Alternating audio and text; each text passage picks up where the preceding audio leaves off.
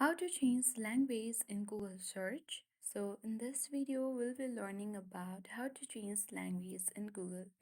So do watch the video till the end so that by the end of the video, you'll learn how to do it.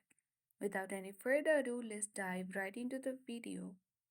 First of all, locate your Google application and then open Google. On this section, you have to select the profile icon at the top right corner of the screen and then tap on the settings option. On the settings page, you'll need to scroll down and then tap on other settings. When you open it at the first only, you will find language and region. You don't need to scroll anywhere. So let's open it. Here you will see the two options to search language or search region. So let's open search language, and here you can easily scroll to the bottom of the screen and choose any language that you want to change in Google. For now, we can scroll down and let's select English United Kingdom.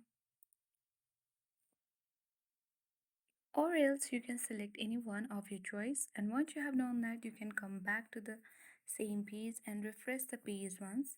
Once you have refreshed, you will find that your language has already been changed on Google. So that's how we do it. I hope this video worked. Thank you for watching and see you in the next video.